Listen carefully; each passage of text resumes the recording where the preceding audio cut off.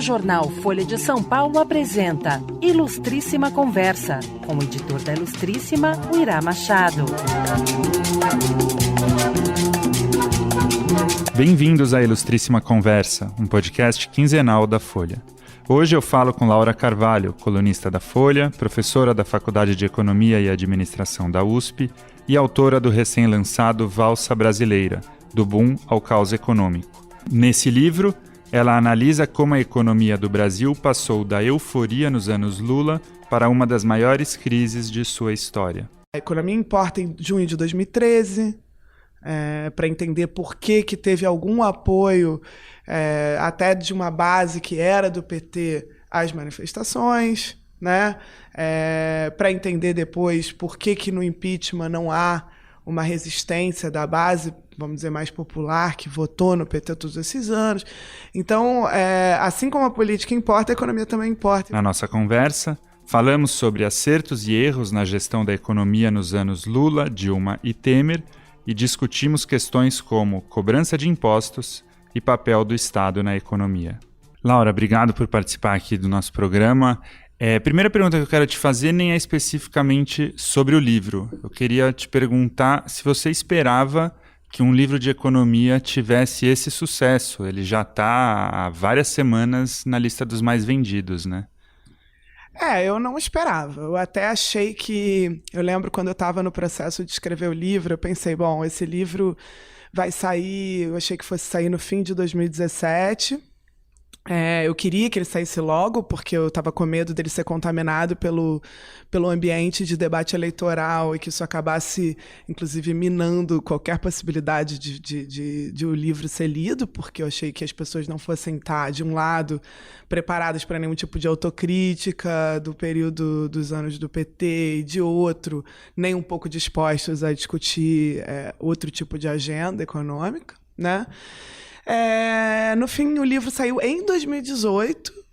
Eu achei que isso fosse atrapalhar muito, mas eu acho que acabou ajudando em algum lugar. Acho que, acho que as pessoas estão um pouco descrentes e decepcionadas, desiludidas. Ao mesmo tempo, é um debate eleitoral que tem uma lacuna, em que as pessoas não sabem exatamente o que vai acontecer, é muito incerto, e aí abriu um espaço para uma reflexão, incrivelmente, e, claro, uma reflexão crítica, uma reflexão que tenta olhar para trás e apontar também o que é erro, o que é acerto, mas sem muito, vamos dizer, sem criminalizar e demonizar ninguém. Eu acho que, incrivelmente, talvez o país já esteja um pouco cansado também dessa falta dessa polarização em que não há espaço para reflexão, mas muito surpreendente. E talvez parte das vendas se explique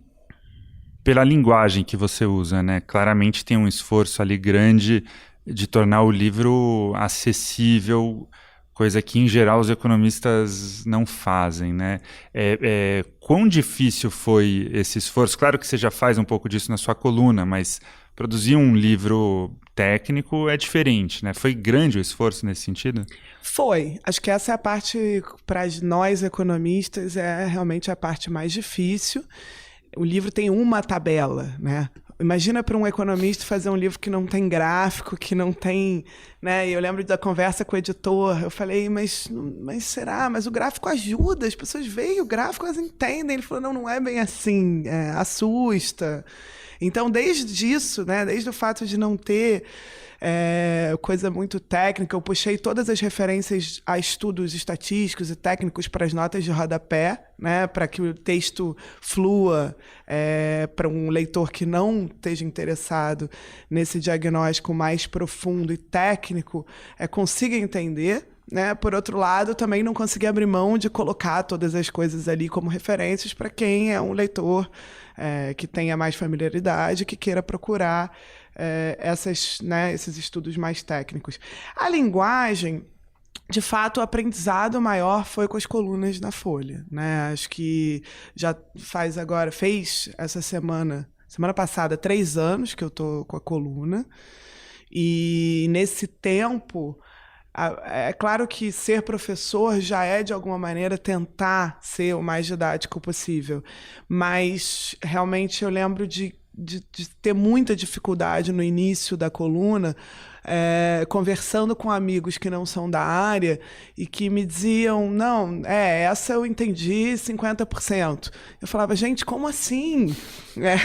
Eu tinha certeza que eu tinha sido o mais didática possível, mas aí tinha lá a taxa de câmbio, e aí você fala, bom, as pessoas não entendem o que é taxa de câmbio, né? Não tem jeito, você tem que falar de outro jeito.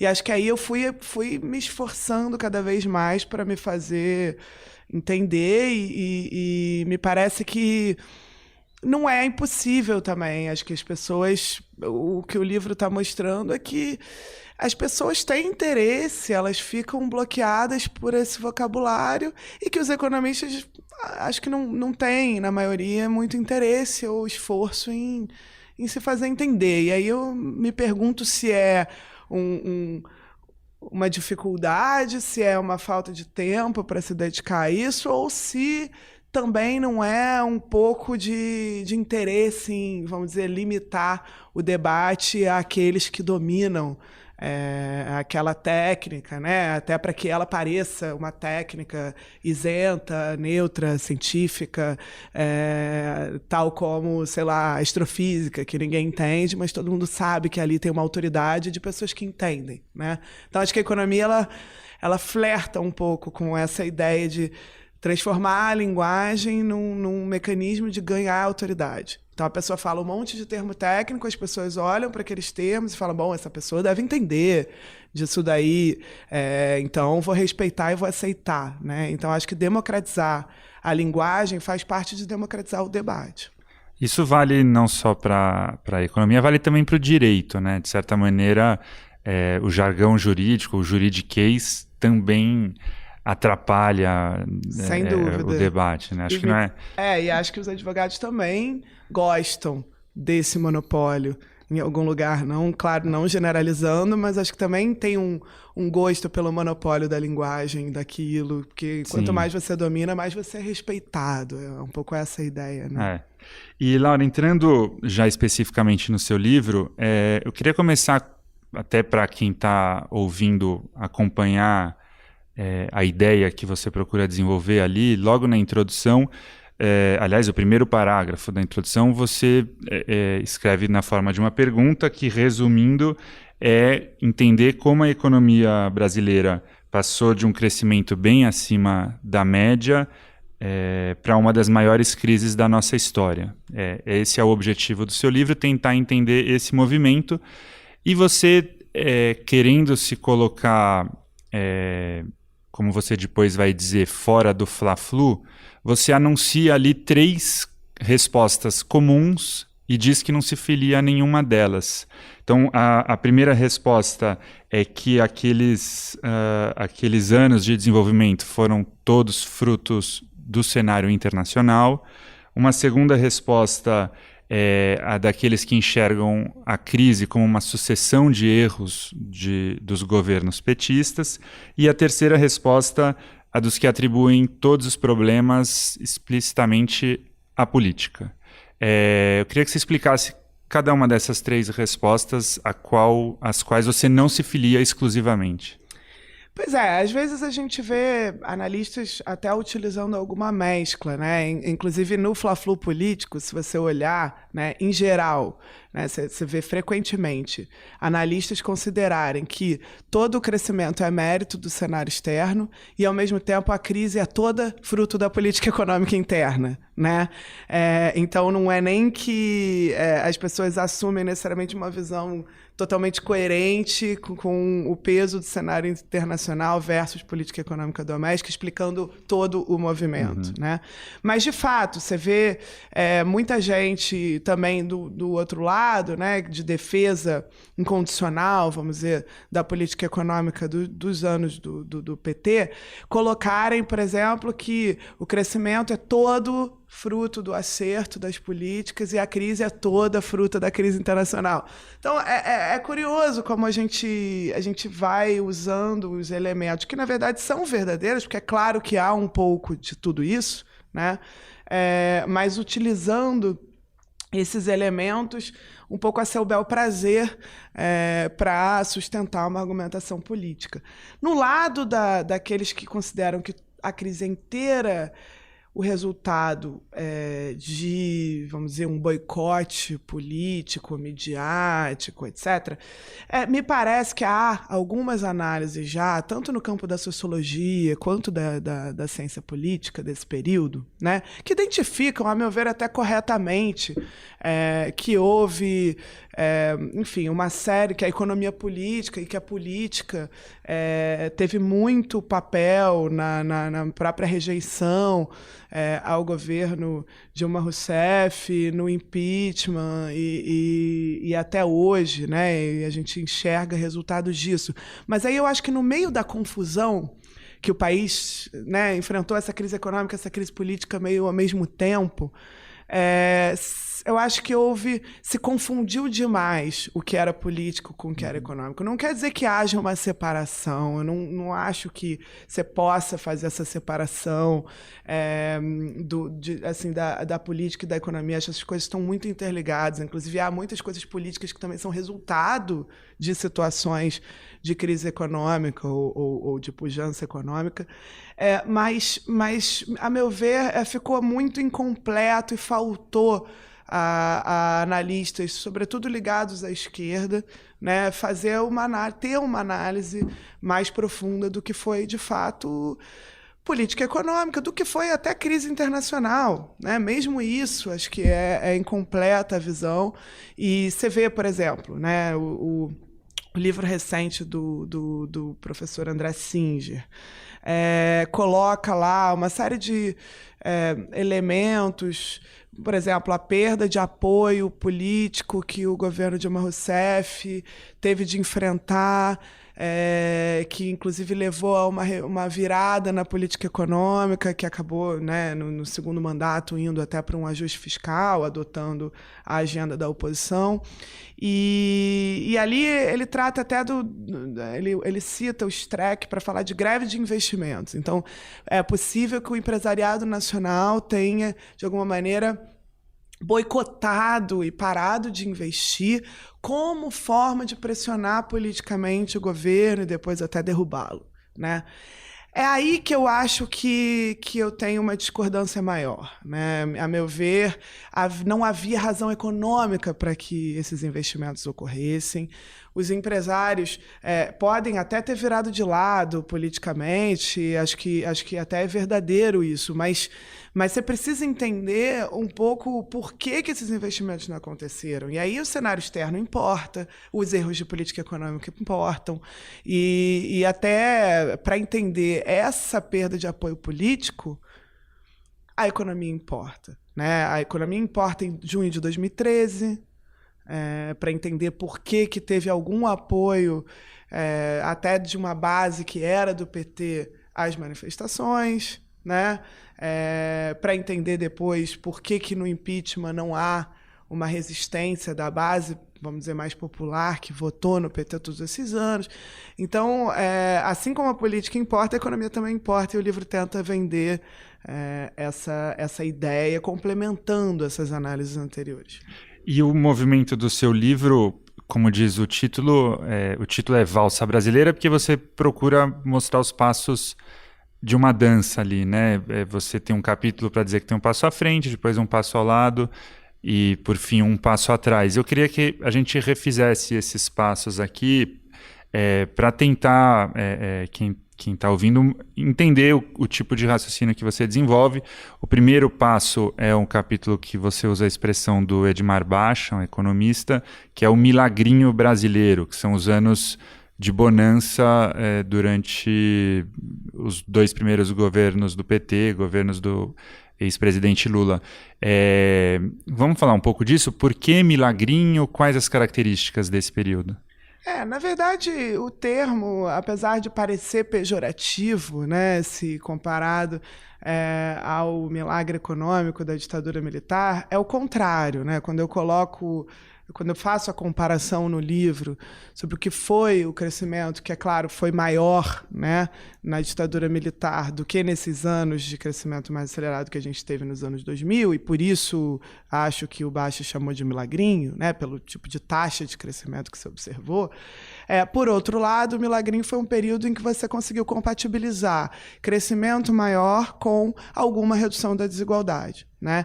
E, na verdade, essa compatibilização ela não é casual, né? Embora o cenário externo favorável tenha sido muito relevante para o que aconteceu, e acho que ele vai aparecer, né? O boom das commodities ele aparece de várias formas, facilitando que esse processo ocorra. Ainda assim, houve uma compreensão muito acertada naquele período de que combater desigualdades, ainda que só na base da pirâmide, né? O topo manteve a sua parcela de renda nesse período todo, mas ainda assim, combater desigualdades não só de renda, mas desigualdade no acesso a serviços públicos, desigualdade no acesso à infraestrutura, com o PAC e outros programas ligados a investimentos públicos, essa compreensão de que isso pode ser um motor de crescimento econômico, eu acho que é extremamente acertada e que você conseguiu ali naquele período, sobretudo entre 2006 e 2010, que é o foco desse meu capítulo, que é quando a economia começa a crescer com o mercado interno e não mais liderada pelas exportações, né? Então, o boom de commodities ele começa um pouco antes, desde o primeiro governo Lula. Mas quando você começa a observar consumo das famílias crescendo e investimento das empresas crescendo mais ainda, a partir de 2006. Que é quando também você tem uma pequena virada na política econômica, o PAC é anunciado, muda o Ministério da Fazenda. Ali, aquilo que você observa tem um certo, vamos dizer, pelo menos no curto prazo, é claro que tem limites para esse processo que eu aponto depois, no fim do capítulo, mas no curto prazo você tem um pouco um círculo virtuoso em que as pessoas vão sendo incorporadas no mercado de trabalho formal, pessoas essas que têm um grau de escolaridade, vamos dizer, baixo, então uma mão de obra que no Brasil a gente tem em abundância, que é uma mão de obra menos escolarizada. E ao incorporar essa mão de obra no mercado de trabalho, a renda dessas pessoas começa a crescer num ritmo maior que a renda média da economia. Isso faz com que haja uma redução das desigualdades salariais, né, entre o trabalhador pobre e o trabalhador mediano. E, ao mesmo tempo, essas pessoas começam a consumir. Elas começam a consumir o quê? Elas começam a consumir mais serviços.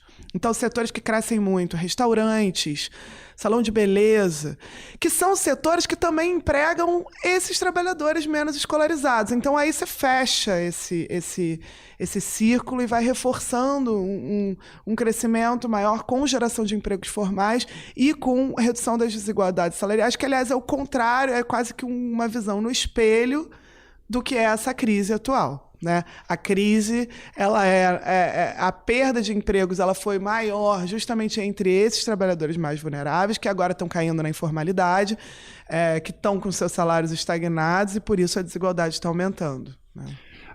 Na sua resposta, você falou algumas vezes do cenário externo e do boom das commodities. Vamos explicar um pouco o que são as commodities, como que isso interfere na economia e como o cenário externo interfere no desenvolvimento do país?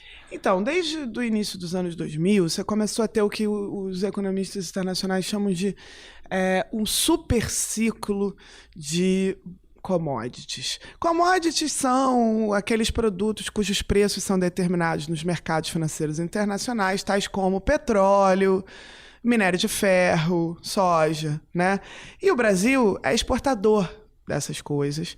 Com isso, quando os preços desses produtos começaram a subir muito nos mercados internacionais, e subiu durante muitos anos, teve uma pequena queda em 2008 na crise, mas logo voltam a subir novamente, você passa a ter uma série de benefícios, não é só no Brasil, né? Por isso esse período é um período em que as economias latino-americanas, outras economias, exportadores de petróleo, etc., no mundo, passam a ter um conforto maior, um conforto que vem de várias maneiras.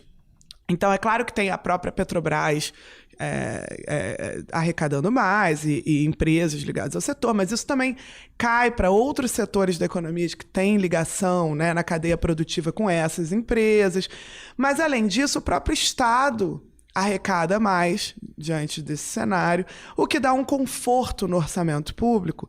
E esse conforto, esse alívio, vamos dizer, em que as receitas estavam crescendo muito mais rápido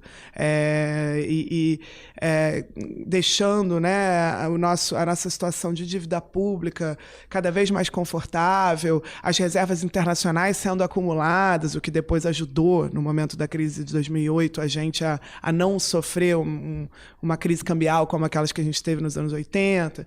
Enfim, você vai gerando um conforto e, claro, você poderia fazer muitas coisas diante desse alívio. E a minha visão é de que, embora seja verdade que sem o cenário externo favorável é difícil imaginar um tipo de política realizada tal qual aquela que foi feita nos anos Lula, sobretudo Lula 2, também é verdade que não necessariamente você utilizaria esse cenário externo favorável dessa maneira. Você conseguiu compatibilizar a redução de desigualdade, crescimento econômico maior, geração de empregos, controle da dívida pública, controle inflacionário. Enfim, não são muitos os períodos que a gente identifica, inclusive no mundo, em que você tem todas essas coisas andando juntas. Você está ouvindo Ilustríssima Conversa. Pelo menos dois aspectos que economistas, os chamados economistas ortodoxos, ou em geral não são de esquerda, apontam pelo menos duas questões aí. Uma, hoje parece que já é um dado mais consensual, de que a redução na desigualdade nos períodos Lula e Dilma foi quase inexistente quando se considera os indicadores mais relevantes. Então eu queria te ouvir um pouco sobre isso. E também queria te ouvir um pouco, você aponta alguns investimentos que deveriam ter sido feitos e não foram, como limites ou até efeitos colaterais, de certa maneira, da política que foi implementada. Mas para outros economistas, aí já estaria começando a sucessão de erros. Então eu queria te ouvir um pouco em relação a esses dois contra-argumentos ou essas duas objeções que poderiam ser feitas à sua exposição. Não, sobre a desigualdade, acho que o livro, inclusive, cita todos os estudos mais recentes que utilizaram dados tributários, né, de imposto de renda, mesmo declaração de imposto de renda, e com isso complementaram os dados que a gente tinha, que eram os dados de pesquisa amostral do IBGE. E assim como em outros países, as pesquisas amostrais que perguntam para a pessoa na casa, no domicílio, qual é a renda delas, tendem a subestimar a renda dos mais ricos, né? Quando você pega os dados tributários, ainda que você não tenha toda a informação, você tem muito mais informação sobre renda do capital, né? Renda que vem de investimentos financeiros, etc. E com esses dados, o Marcelo Medeiros, do IPEA, o Pedro Souza, que fez uma tese de doutorado também na UNB, juntando esses dados, o próprio Mark Morgan, que é o orientando do Piketty, que está trabalhando com esses dados, mostraram muito claramente que a parcela da renda apropriada pelo 1% no Brasil, que já é altíssima em relação aos países do mundo, se manteve estável ao longo de todo esse período, de forma que os mais ricos se apropriaram de grande parte, da maior parte, na verdade, desse crescimento econômico dos anos 2000. Disso não há dúvida, eu aponto esse como um dos limites, inclusive, para esse processo. Agora, tampouco é verdade que não houve mudança distributiva, né? Se você olhar para a base da pirâmide, a redução de desigualdade que você tem, tanto no mercado de trabalho, entre trabalhadores, que aí você está tirando a renda do capital, você está pensando só salário, né? A redução de desigualdade entre assalariados da base e assalariados do meio foi bastante significativa. E, claro, tem a ver com o salário mínimo, mas também tem a ver com esse fenômeno de geração de empregos em setores que empregam essa mão de obra. E, ao mesmo tempo, a parte dos serviços públicos, né? E não é desigualdade de renda, mas desigualdade no acesso a serviços, também é muito relevante, porque no momento que você tem, por exemplo, uma possibilidade de transporte público, educação pública, saúde pública, estou dando qualquer um desses exemplos vale. Você também ganha folga no orçamento para outras coisas, né? Então, isso também tem um efeito de redução de desigualdade, inclusive na renda. Agora, sobre a pergunta sobre o tipo de investimento realizado, eu acho que o PAC, por exemplo, fez investimentos bastante necessários, mas também tem muitos problemas. Mas aí eu não acho que a crítica correta está vindo dos economistas liberais, que, aliás, nem acham que investimento público seja tão fundamental. Mas, por exemplo, você vê pessoas que estão na área de desenvolvimento urbano, como a Raquel Ronick, a própria Hermínia Maricato, gente que está pensando cidades, né? Olhando e avaliando os investimentos feitos no PAC Cidades, né, que visava, em tese, resolver alguns dos nossos problemas urbanos. E, na verdade, você vê que esses investimentos também tiveram muita captura pelos interesses das empreiteiras, das construtoras, dos especuladores imobiliários. Então, você vê muito trenzinho para aeroporto, alguns dos quais nem chegam ao aeroporto, como esse aqui de São Paulo, né? Mas você vê pouco investimento em transporte que traga os trabalhadores da periferia para o centro da cidade, que é realmente onde o trânsito está afogado, né? Então, acho que tem um monte de crítica que pode ser feita ao tipo de investimento do PAC. Agora, do ponto de vista da geração de empregos, renda e até de melhoria na infraestrutura, assim, pensando transporte interurbano, etc., eu acho que foi bastante significativo e é um dos principais pilares do crescimento desse período. Não acho que os limites... Vamos dizer, eu acho que, de fato, o processo tinha limite, né? Pensar que é crescimento de serviços e não crescimento da indústria... pensar que a produtividade não estava crescendo tão rápido, que a gente só tinha um cenário externo confortável por causa do boom de commodities e não porque a gente estava desenvolvendo um potencial exportador de bens, de alta tecnologia. Pensar que essa distribuição de renda no topo, do topo para a base, não estava sendo feita. Você consegue... A inflação também de serviços que era gerada junto com esse processo, que se ajudava a compensar com o dólar barato, mas que depois, quando o dólar sobe, sai de controle. Enfim, você tinha um monte de coisa se mostrando, aparecendo ali como obstáculo à continuidade daquele processo, ou, vamos dizer, desafios para a continuidade daquele processo. Agora, dizer que foi o excesso de Estado ou o excesso de investimentos públicos que levou a gente para essa crise, aí eu acho que realmente não me parece condizer com os dados mesmo, que são, inclusive, de uma estagnação dos investimentos públicos a partir de 2011, que foi quando a economia começou a desacelerar também. Então, vamos entrar nesse período agora, que daí é o segundo capítulo do seu livro, o Passo ao Lado, na valsa que você está descrevendo, e um movimento que você faz questão de chamar de Agenda Fiesp. Na imprensa e demais economistas costumam utilizar o termo nova matriz econômica, que talvez seja mais conhecido das pessoas que estão ouvindo, um termo que foi usado por um membro do governo Dilma, mas você o tempo inteiro frisa Agenda Fiesp. Eu queria que você falasse um pouco desse momento. Acho que a provocação em chamar de Agenda Fiesp, ela tem um pouco dois sentidos. De um lado,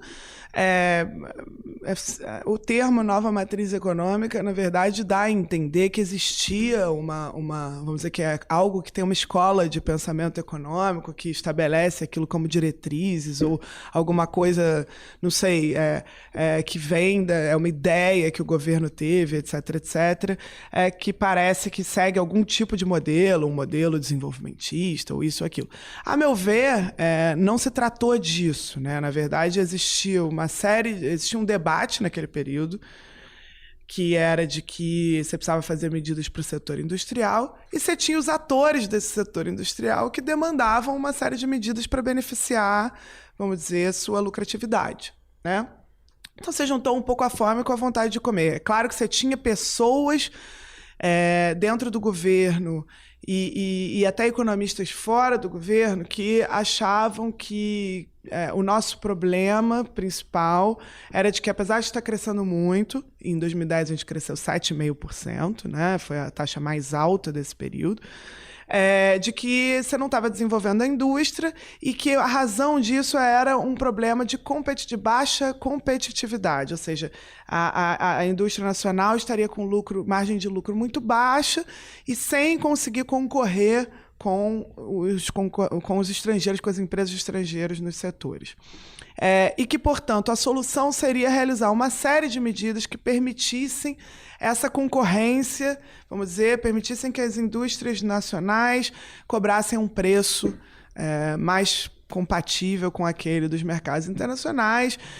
Isso significava desde desvalorizar o real, ou seja, deixar o dólar subir para que os produtos importados ficassem mais caros em relação aos produtos nacionais, até realizar uma série de políticas de incentivo à lucratividade dos empresários, como reduzir imposto para o empresário, reduzir tarifa de energia elétrica, porque os industriais estavam pagando, reduzir taxa de juros, que também é um custo, né? Então, um monte de medida via custo, vamos dizer. O problema dessa visão, e aí, é claro, a Fiesp, na verdade, por que a agenda Fiesp? A Fiesp fez um encontro, um seminário com presença das principais centrais sindicais também, logo em 2011, e realiza uma série de propostas. Tem um artigo, na época, publicado na Folha, que desenha um pouco o que era esse diagnóstico, que era necessário fazer essas medidas para dar competitividade, condição de concorrer para essas indústrias. E aí, logo depois, de fato, se anuncia uma série de medidas que vão exatamente nessa direção, né? O Plano Brasil Maior, com as desonerações. Claro que ali você não tinha já todas as desonerações que vão acabar sendo concedidas, porque aí depois você tem o Congresso também acrescentando um monte de setores e reduções de impostos, de outros impostos dentro do plano. Mas você já tem ali uma tentativa de reduzir taxa de juros de forma rápida e desvaloriza o real, então deixa esse dólar subir mesmo. O controle de tarifa de energia elétrica é celebrado pelo então presidente da Fiesp num comercial da TV naquela época, que aplaude o governo Dilma. E aí o outro lado da provocação com esse termo é que, claro, esse é justamente um setor que ficou conhecido durante o impeachment por colocar os patos na Avenida Paulista, dizendo que eu não vou pagar o pato e apoiando oficialmente o impeachment da ex-presidente Dilma Rousseff.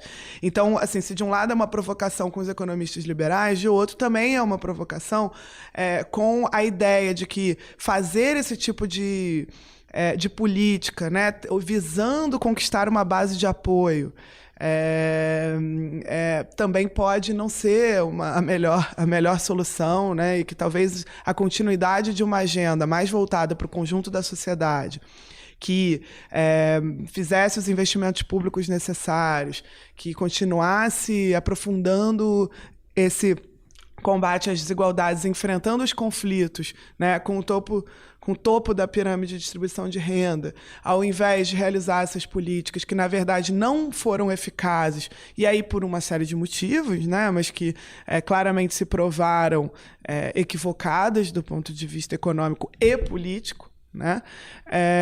Acho que a gente teria vivido uma situação diferente. Tem uma pergunta que você faz no livro e você responde, que eu queria reproduzir aqui porque ela parece interessante. Do jeito que você conta a história da agenda Fiesp, por mais que ela tivesse o objetivo de diminuir, dizendo de forma leiga, né, diminuir o custo de produção para os empresários, por mais que tivesse esse objetivo, parece que já era um fracasso anunciado, dadas as circunstâncias. Então, a pergunta que você faz e que eu repito aqui então, por que os empresários aderiram a essa agenda se ela já tinha os seus limites tão claros?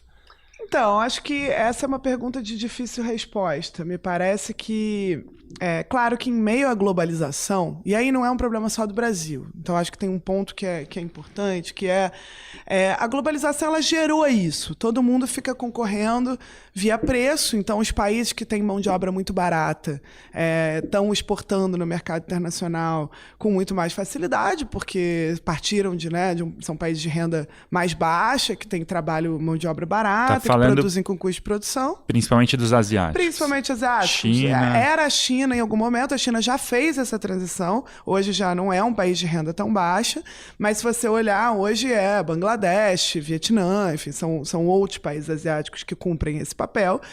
E claro, desde que essa globalização ficou tão feroz, aí você tem duas possibilidades. Ou você entra nesse jogo, e aí você pode entrar nesse jogo reduzindo imposto, e aí todo mundo, né? Na verdade, todas essas maneiras de tentar reduzir custo, elas dependem de que outros países não estejam fazendo a mesma coisa ao mesmo tempo, né? Então, sei lá, você deixa a sua moeda desvalorizar, mas se todo mundo deixar a moeda desvalorizar, ninguém ganha. Você reduz imposto, se todo mundo reduzir imposto, ninguém ganha. Você reduz salário, se todo mundo reduzir salário, ninguém ganha. E o problema desse jogo, né, é que ele vai levando esses incentivos para esse lugar de que todo mundo só está olhando para o seu próprio benefício imediato e perde um pouco de vista que muitas vezes decisões individuais, se tomadas por todo mundo ao mesmo tempo, têm consequências ruins para todo mundo. E aí, no caso específico, a gente pode olhar, por exemplo, para uma redução de imposto, né? Uma redução de imposto. Isso a gente vê muito na guerra fiscal entre os estados, por exemplo, né? Que todo mundo reduz imposto e todo mundo baixa a arrecadação. Ninguém ganha com esse processo, apesar de você estar, em tese, tentando atrair empresas, né? Agora, por exemplo, a desoneração, né? Todo mundo ganha de imediato uma taxa de lucro maior. Então, o empresário acha que isso é do interesse dele, mas aí o Estado arrecada menos, o Estado investe menos, isso gera menos renda para o conjunto da economia, que, por sua vez, gera menos consumo, menos vendas para esses mesmos empresários. O que a gente está vendo agora com a reforma trabalhista, o mesmo problema. Você pode reduzir salário, você pode precarizar o trabalho, mas se todo mundo reduz salário, todo mundo precariza o trabalho, o que acontece? Você tem renda nacional estagnada, ninguém consome mais, a economia continua parada no mesmo lugar. Então, essas são as chamadas falácias da composição na economia, né? Então, tem esse elemento, que eu acho que é um pouco uma miopia do empresário, que pensa no dele e não percebe o que é o conjunto. Mas também tem um elemento, vamos dizer, político, né? Acho que aí a análise do André Singer está correta em identificar, por exemplo, que empresários industriais cada vez mais se aliam e se associam a empresários financeiros, porque também passaram a ter ganhos financeiros. O capitalismo financeiro e o capitalismo produtivo já não são tão diferentes assim. Isso certamente é verdade e contribuiu para isso. E então vamos para o último movimento da sua valsa, ou da valsa brasileira que você descreve no seu livro, o passo atrás. Um passo atrás que começa, eu acho que você identifica já no começo do segundo mandato da Dilma. O fim do primeiro, início do segundo, principalmente porque tem o que foi chamado de estelionato eleitoral, você até usa a expressão no livro, e depois continua com o governo Temer, né? Então eu queria que você falasse um pouco desse movimento de recuo, que é quando a crise se acentua. Pois até 2014, né, a gente, claro, viveu uma desaceleração, mas se vocês lembrarem do que foi o debate eleitoral na eleição de 2014, ainda foi uma defesa, de um lado, de uma política que ainda mantinha a taxa de desemprego muito baixa, né?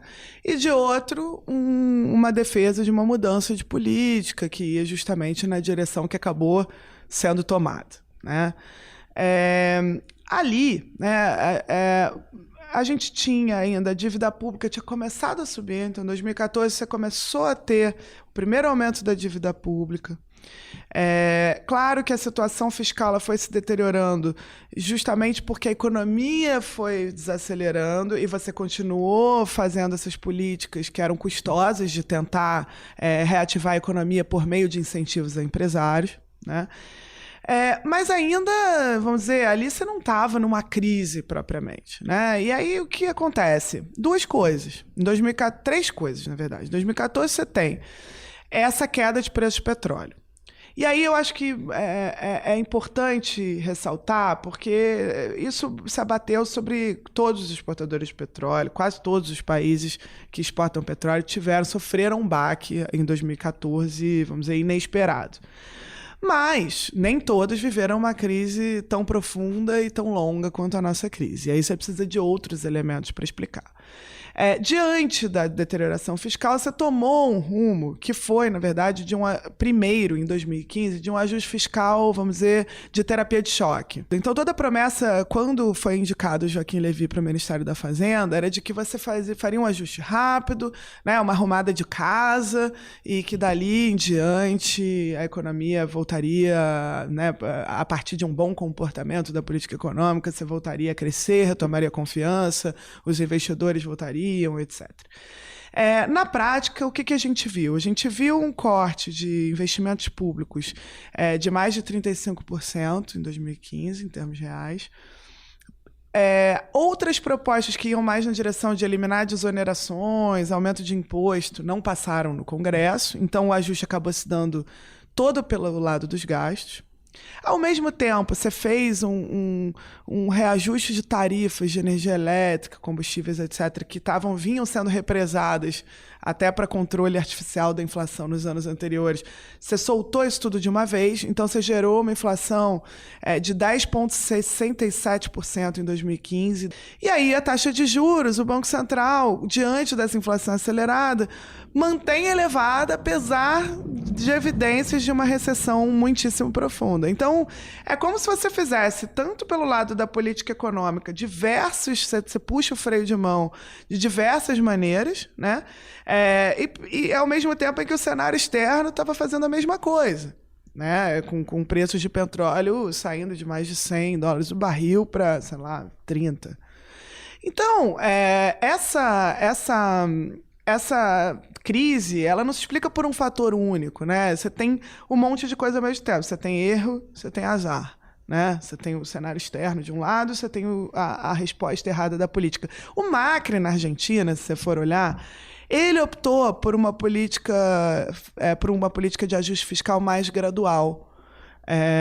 Até já vendo a experiência brasileira, né? Então, você vê que até ali o governo Dilma, na verdade, foi mais radical na maneira de fazer o ajuste do que o governo Macri foi na Argentina e até do que o governo Temer foi depois.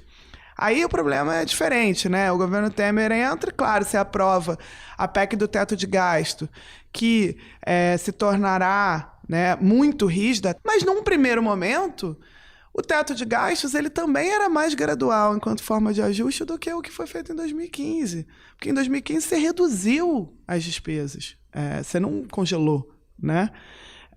Então, realmente, 2015 é um ano em que se somam forças para explicar essa recessão profunda, e depois disso você começa a ter políticas que aí nem se abandona até a dívida pública enquanto, vamos dizer, o centro das preocupações do debate, o que é muito curioso. Então, aquilo que parecia ser a grande preocupação dá lugar a outras coisas, então a dívida pública continua aumentando, se revê diversas vezes as metas fiscais para baixo, os analistas passam a aceitar frustração de expectativas e redução de metas fiscais com muito mais facilidade depois do impeachment, e a partir daí a preocupação ela foi para outro lugar, então ela foi para aproveitar a crise ou a oportunidade da crise para realizar transformações e medidas, reformas mais estruturais que visassem, vamos dizer, retirar ou quebrar, né, o Pacto de 1988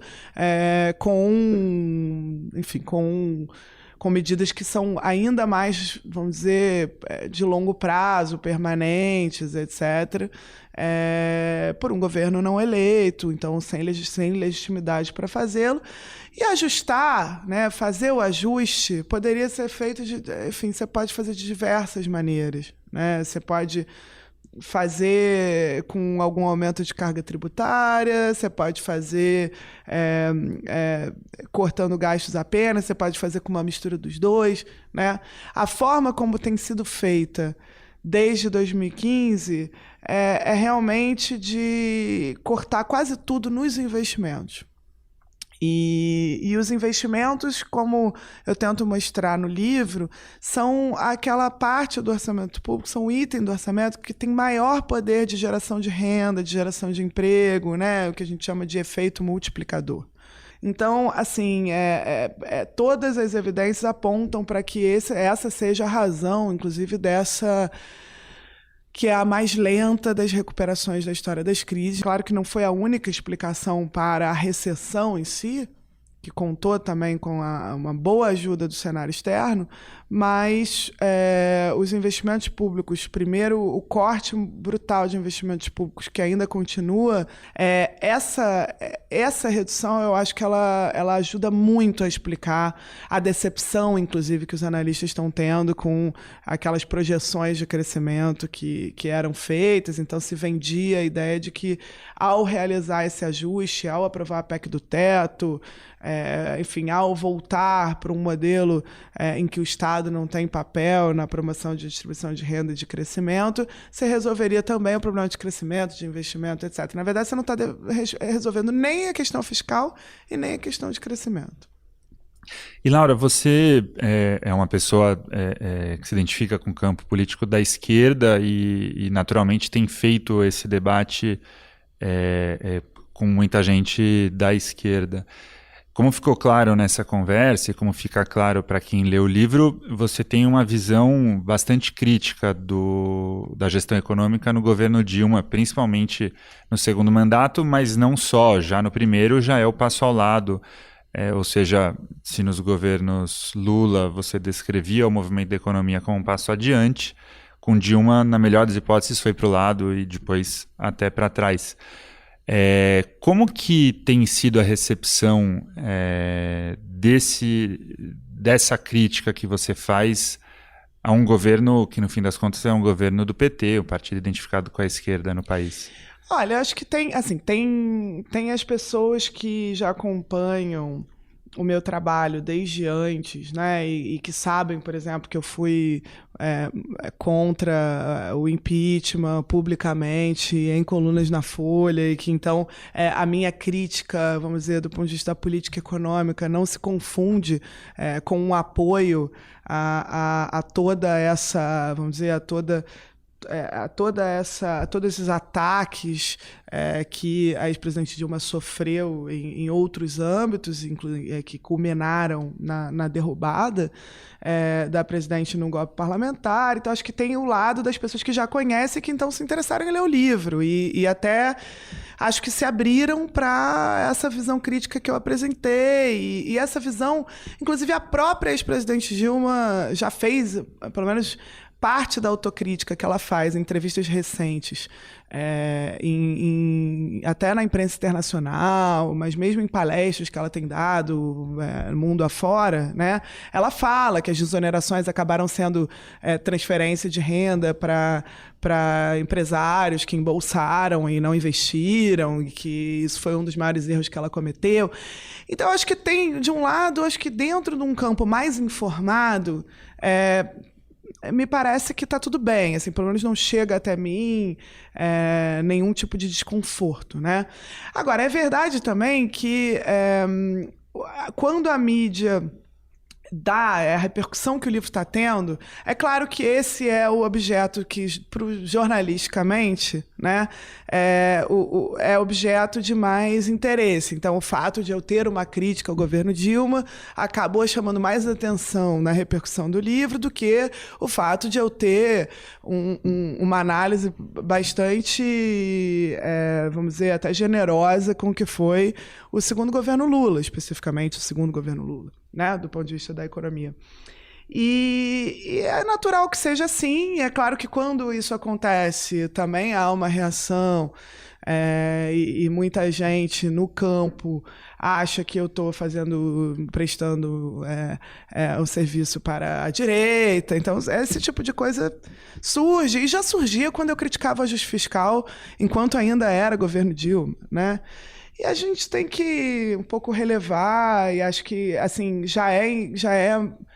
tão surpreendente que esse livro, nesse momento político, esteja sendo lido, que as pessoas estejam lendo, assim, eu não preciso que todo mundo goste de todas essas partes. Acho que quem lê percebe que o tom do livro não é um tom que está culpando determinado governante por todos os problemas do país e nem fazendo elogio a um outro governante. É uma análise da política econômica, que a política econômica mudou ao longo desse período. Então, se você está fazendo uma análise disso especificamente, né, não tem como você simplesmente igualar né, colocar numa mesma caixinha de elogios e etc. Todos esses, vamos dizer, todas as ações realizadas, né? Então vai ter coisa que eu vou achar legal e vai ter coisa que eu não vou. E mesmo no governo Dilma, tem coisas que eu coloco aí que eu defendo, né? Por exemplo, acho que a política de redução de spreads via bancos públicos foi acertada, defendo isso. Agora, de fato, você teve uma sucessão de erros maior a partir de 2011 do que entre 2006 e 2010. A certa altura do livro você diz, inclusive, que as ações de Dilma na economia não deveriam ser comparadas à do governo chinês, mas assim a de Ronald Reagan e Donald Trump, 2 presidentes americanos identificados com a direita, né? Eu realmente acho que a gente não pode cair no erro de novo, jamais, em governos progressistas, de atender demandas de empresários por redução de imposto e achar que isso vai beneficiar o conjunto da economia. Acho que a minha convicção de que isso é uma política equivocada, ela é tamanha que ela faz com que esse se torne um foco importante. Acho que talvez seja mesmo o centro, o principal desse livro, dentro de um diálogo com o campo progressista. É do tipo, olha, veja, isso aqui não é uma política que a esquerda tem que defender, não é o que a esquerda defende em outros países do mundo, pelo contrário, o Partido Republicano nos Estados Unidos é que faz isso, que é reduzir imposto para grandes corporações e defende, né, para as pessoas e para a população que isso gerará benefícios para todo mundo, porque o grande empresário é quem gera empregos, etc, etc. E que isso não é uma política nossa, que a gente adotou a agenda de outros. E por isso chamar também de agenda Fiesp. É colocar claramente que essa agenda não é nossa, não deveria ser nossa, e aí eu falo nossa do campo, de um campo que está interessado em reduzir desigualdades, em promover transformação social profunda. E daí acho que a ênfase nesse ponto ela é para evitar também que o erro seja repetido, muito mais do que para demonizar qualquer figura política, muito pelo contrário, acho que o tom é sempre tranquilo. Quando eu dei esse livro de presente para Dilma, eu encontrei com a Dilma no avião e dei esse livro para ela, eu fiz até uma dedicatória do tipo, olha, a crítica a posteriori bem mais fácil, serve para a gente imaginar dias melhores e tal. De fato, é como eu vejo. Acho que tem uma análise que tem que ser crítica para a gente evitar novos erros, mas de forma alguma eu acho que o livro tem como ser interpretado dentro de um contexto de debate político como um livro que seja antipetista. Né? Você sabe se ela já leu? Tem alguma notícia disso? Não sei. Não tive notícias. Talvez ela não tenha gostado muito. Agora, eu já tinha criticado tantas vezes no jornal e a cada vez que eu encontro, ela elogia as colunas, fala que gosta e tal. Então, eu tendo a achar que a Dilma ainda ela aceita mais críticas do que possa parecer à primeira vista. E, Laura, eu queria fazer uma última pergunta. No livro, quase não aparece uma palavra que os economistas ortodoxos, liberais, adoram usar como explicação para problemas da crise, que é o mercado. O tal mercado que, em análise de sociologia, aparece lá como se fosse uma entidade, né? O mercado quis isso, o mercado reagiu assim, como se fosse uma pessoa mesmo. No seu livro, essa pessoa, mercado, mal aparece.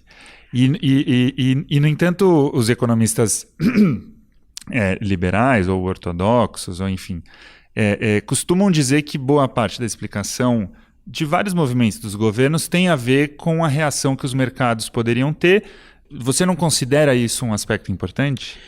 Não, considero. Até tem um trecho que eu trato do que eu chamo do concurso de beleza do Keynes, que é a ideia de que muitas vezes o mercado, né, o Keynes usava uma metáfora, na época dele tinha uns jornais, ou um jornal que fazia um concurso que funcionava assim: você tinha uma foto da mulher mais bonita, tinha várias fotos de mulheres, e aí os leitores tinham que escolher qual era a foto que ia ser a mais escolhida pelos demais leitores, né? Então você não tinha que escolher a foto da mulher que você acha mais bonita, você tinha que pensar quem que os outros vão achar mais bonita. Mas aí, na verdade, você não tem que pensar o que os outros vão achar mais bonito, você tem que pensar o que os outros vão achar, que os outros vão achar, que os outros vão achar que é a mais bonita. E ele usava essa metáfora para falar do mercado financeiro, que funciona um pouco assim. Então, as pessoas levam muito a sério, o mercado acha que tal coisa, o mercado subiu porque está com medo de tal pessoa ganhar as eleições. Veja bem, às vezes isso não significa que o mercado, se tal pessoa ganhar as eleições, vai cair indefinidamente. Isso significa que o mercado interpreta, que os demais agentes interpretam, que os demais agentes interpretam, que os demais agentes acham aquela pessoa uma coisa ruim. Então, veja, esses movimentos de mercado, eles sobem, descem, não há vamos dizer, uma resposta, ou não há uma resposta de qual é a política econômica correta dentro ou numa análise que você possa obter de uma análise de movimentos do mercado financeiro. A prova disso é o que está acontecendo agora. Então, se você olhar para a política econômica do governo Temer, você vai ver que, em tese, é a política econômica defendida pelo mercado. Os agentes acham que o presidente do Banco Central é dos presidentes com maior credibilidade, inclusive se defendia, aliás, o que é uma inverdade, que a queda da inflação e a queda da Selic são resultado dessa maior credibilidade da política. Se você for olhar, na verdade, a inflação já começa a cair antes até da troca de presidentes do Banco Central, como sintoma da crise econômica profunda. E, claro, a Selic foi caindo enquanto a inflação caía, e você tinha, nos movimentos de mercado financeiro internacional, uma tendência à entrada de capital no país que, enfim, ajudava o dólar a se manter baixo. No momento em que o Banco Central norte-americano começa a subir a taxa de juros lá, e você tem uma reversão dos fluxos de capitais do país, que não tem nada a ver com a nossa política econômica, que não tem nada a ver com o nosso cenário eleitoral, isso está acontecendo em todos os países emergentes ao mesmo tempo. E, aliás, em geral, eu acho que a mídia ela interpreta muito mal movimentos de mercado. Ela, em geral, interpreta o movimento de mercado sempre baseado numa declaração de alguém aqui dentro e tende a olhar muito pouco para o que está acontecendo no México, na Rússia, na Turquia, na Austrália, enfim, nos países que, em geral, acompanham nossos movimentos, quase que de forma muito, muito, muito parecida, igual. E agora, você olha rapidamente o que o Banco Central teve que fazer? Parar de reduzir a taxa de juros Selic. Isso é por quê? Isso é porque a política econômica não está sendo aquela que o mercado quis? Não, é porque os movimentos financeiros globais são especulativos, eles seguem os movimentos que eles interessam em busca de retorno de ganho financeiro imediato. Então, se os juros vão subir nos Estados Unidos, se você reverter um ciclo de expansão monetária nos Estados Unidos, ou nos países ricos em geral, o dinheiro volta para lá e ninguém quer nem saber o que o fulaninho aqui, que ele não sabe nem o nome do Ministério da Fazenda, tá anunciando como política hoje, amanhã ou depois de amanhã. Então tem um lado disso tudo que é evidente que interessa ao mercado ter todo esse peso no debate, na análise, mas a gente, enquanto pessoas que debatem o que deve ser a política econômica, ou mesmo quem está analisando os erros e acertos de política econômica, tem de fundamentar nossa análise com base em movimentos de mercado? Acho que não. Acho que, na prática, esses movimentos eles atrapalham muito, eles tiram a autonomia da política, sem dúvida. Agora é o exemplo disso. Você achou que estava num ciclo de redução de juros e esse ciclo acabou, mesmo com a crise. ainda profunda, mesmo com estagnação. Acho, até defendo que sejam feitos mecanismos de regulação desses fluxos, de controle, de taxação desses fluxos de capital que são especulativos de curtíssimo prazo, para que a gente ganhe autonomia da política, mas não acho que a gente, por isso, porque não temos autonomia, e não somos o único país a não ter autonomia, nenhum país da periferia tem, né? Que a gente tem que orientar nossas escolhas com base no que esse tal mercado está dizendo, quando, na verdade, a gente sabe que isso daí é um conjunto de ações de especulação para ganhos imediatos. Legal, Laura. Obrigado, foi um prazer ter essa conversa com você. Obrigada. O jornal Folha de São Paulo apresentou Ilustríssima Conversa, com o editor da Ilustríssima, o Irá Machado.